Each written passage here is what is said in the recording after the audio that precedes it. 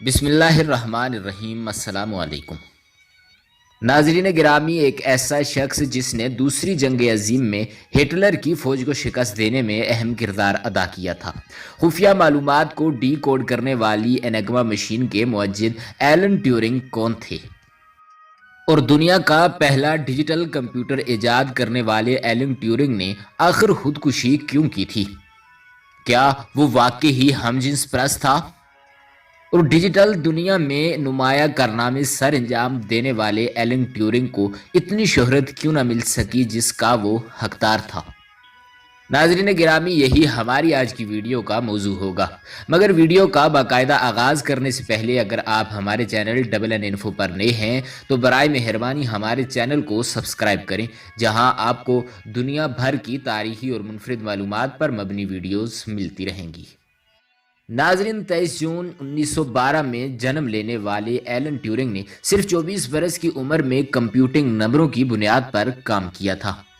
اگرچہ ریاضی اور کمپیوٹر سائنس کے میدان میں ایلن ٹیورنگ نے بہت نمایاں کارنامے سر انجام دیے، لیکن ان کی مقبولیت کی ایک بڑی وجہ دوسری جنگ عظیم ہے۔ ناظرین گرامی، دوسری جنگ عظیم کے دوران جرمنی فوجیں اپنے خفیہ پیغامات ایک خاص خفیہ کوڈز کے ذریعے بھیجتی تھیں، جنہیں ایک خاص مشین کے ذریعے انکوڈ کیا جاتا تھا۔ اس خفیہ پیغام کو ڈی کوڈ کرنے والی مشین کا نام انگما تھا، اور جرمن لیڈروں کو یقین تھا کہ اس کوڈ کو کوئی نہیں توڑ سکتا۔ ناظرین، دلچسپ بات یہ تھی کہ اگر اتحادی فوجیں یہ پیغامات پکڑ بھی لیتیں تو وہ ان پیغامات کو ڈی کوڈ نہیں کر پاتی تھیں۔ اسی دوران ایلن ٹیورنگ کمپیوٹر سائنس کی میدان میں کافی نام کما چکے تھے، اور برطانوی حکومت نے انہیں یہ پیغامات ڈی کوڈ کرنے کا کام سونپ دیا۔ ایلن ٹیورنگ نے نہ صرف ان پیغامات کو بریک کیا بلکہ ایک مشین بھی ایجاد کی تھی جو خود بخود جرمن پیغامات کو ڈی کوڈ کر سکتی تھی۔ اس مشین کی بدولت اتحادی نیوی نے جرمن نیوی کی خفیہ معلومات کو ڈی کوڈ کر کے ان کے آپریشنز کے آغاز سے پہلے ہی ان کے منصوبوں سے آگاہی حاصل کر لی، اور جرمنی کو پے در پے شکست ہونے لگی تھی۔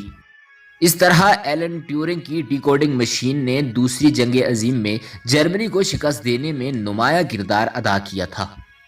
دوسری جنگ عظیم کے خاتمے کے بعد ایلن ٹیورنگ نے 1948 میں دنیا کا پہلا ڈیجیٹل کمپیوٹر ایجاد کیا، جسے پروگرام بھی کیا جا سکتا تھا۔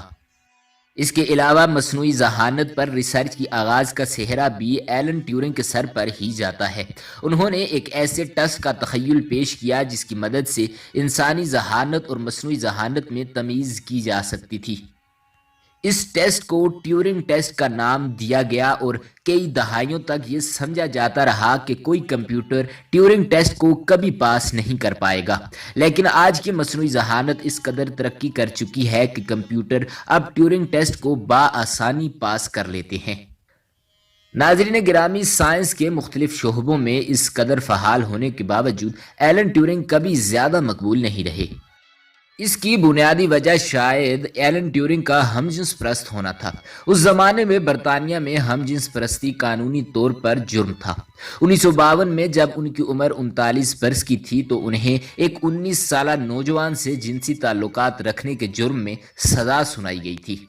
انہیں یا تو قید کی سزا کو قبول کرنا تھا یا پھر ہارمون ٹریٹمنٹ کے ذریعے اپنی جنسی قابلیت کو ہمیشہ کے لیے ختم کرنا تھا۔ انہوں نے قید سے بچنے کے لیے ہارمون ٹریٹمنٹ کروانا تو قبول کر لیا۔ اس طرح وہ قید سے تو بچ گئے، لیکن ان کے قانونی طور پر مجرم قرار دیے جانے کی وجہ سے ان کی سیکیورٹی کلیئرنس موقوف کر دی گئی اور ان کی سرکاری نوکری بھی ختم ہو گئی۔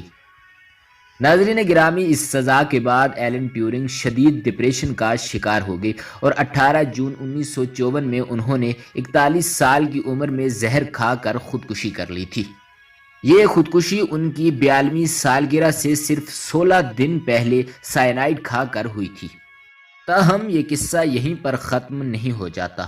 سن 2009 میں برطانیہ کی حکومت نے سرکاری طور پر ایلن ٹیورنگ کو دی گئی سزا کو غلط تسلیم کر لیا اور اس سزا پر باضابطہ طور پر معافی بھی مانگ لی۔